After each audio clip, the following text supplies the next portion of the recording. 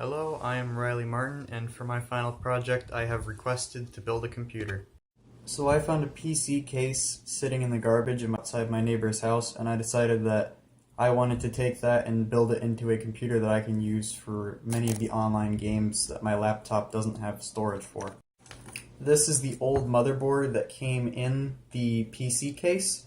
This motherboard is many years out of date, and it was made between 2010 and 2012, so I wanted to find a replacement one, and I ordered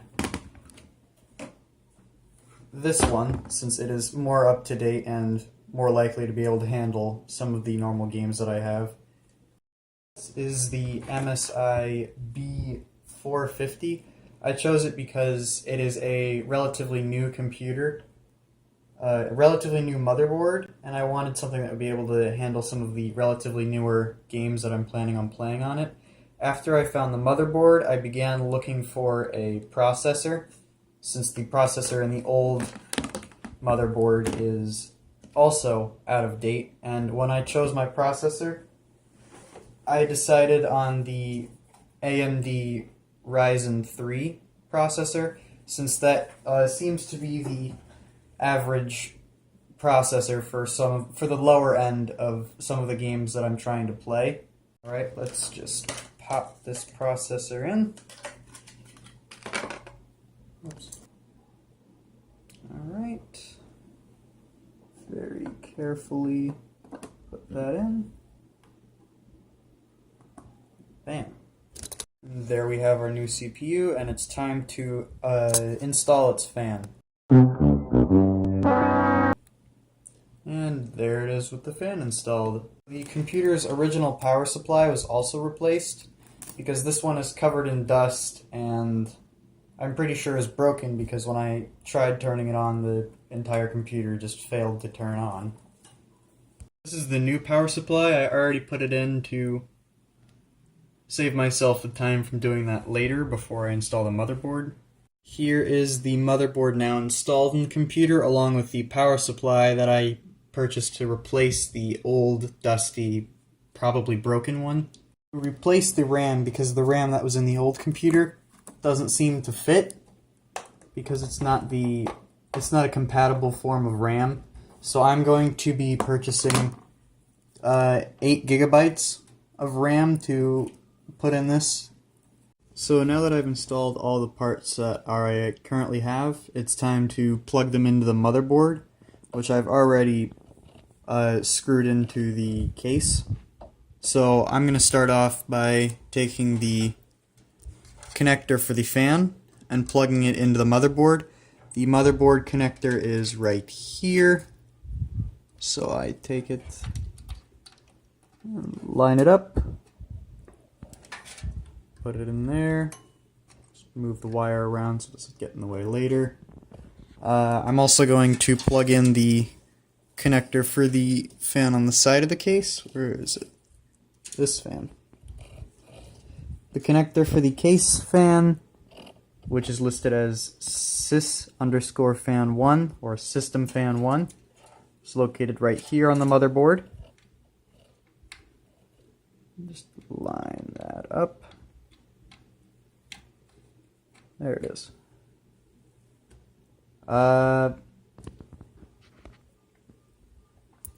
Next I'm going to install some of the smaller cords. So this is the, where is it? This is the USB on the front of the case, and this will plug into the USB section of the motherboard here.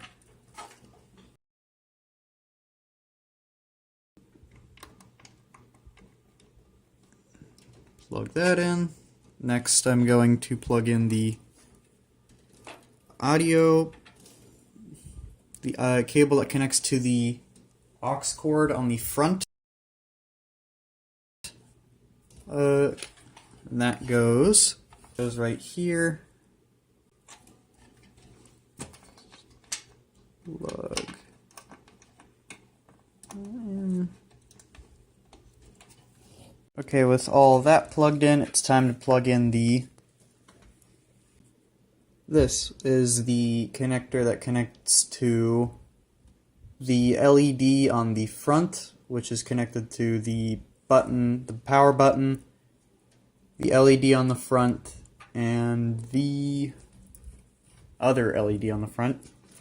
This plugs into this port right here.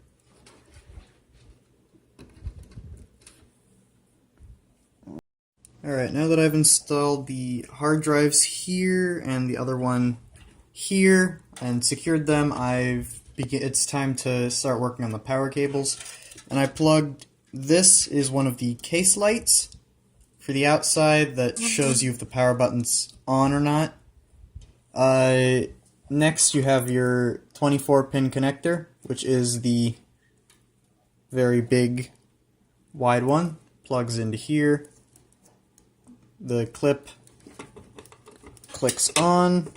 If I plug it in right, whoops, should hear a click. Should hear click. It's not easy with one hand. There we go. There's a little click. Alright, and the next power cable I plug in is the 8-pin CPU connector, which is the one that splits into two cables. This one will be plugged in up here in this little box. And if I can... So then the 4 pins, or the 8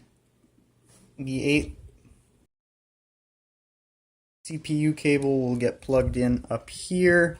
The clip, once again, will match with the clip on top. And make a click. There it was. Not very loud, but still made a click. Alright, now with all of the cords plugged in, I'm still waiting on the RAM to arrive, and then the computer should be fully functional. This was actually flipped around. And I also need to replace the case button because it doesn't act weird. But if I press the button, actually if I turn on the power supply and then press, that's just, there we go. It turns on. So I'm still waiting for the final parts. 3 weeks later. Probably the final part of assembling this computer is installing the stick of RAM. The only thing left to do is to turn on the computer. There we go. And the screen's doing something. There we go. Yeah.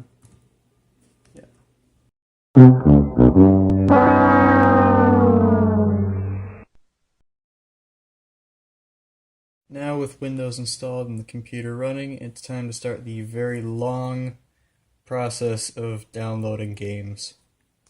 For the final part of my video, I'm going to show you how my gaming laptop, which is built to run games at pretty much any graphics setting, compares to this computer that I made on a very low budget. So on the gaming computer, it has, I've already tested this out a little bit, and it seems to have a very faster load time compared to the new computer.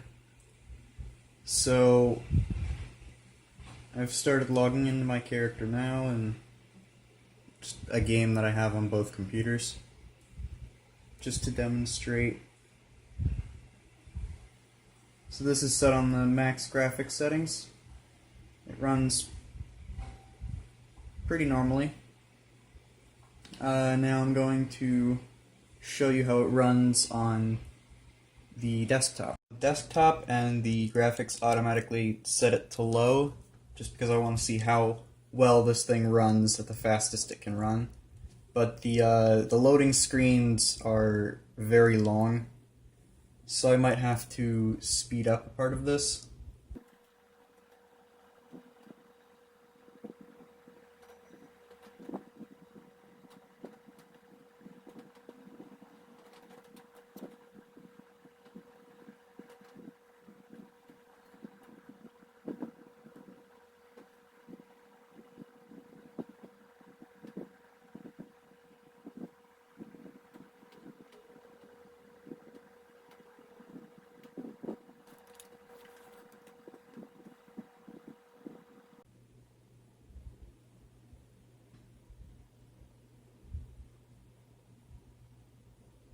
Alright, and now I'm in almost 2.5 minutes later. It doesn't run great, but it can still run the game, and that's pretty good.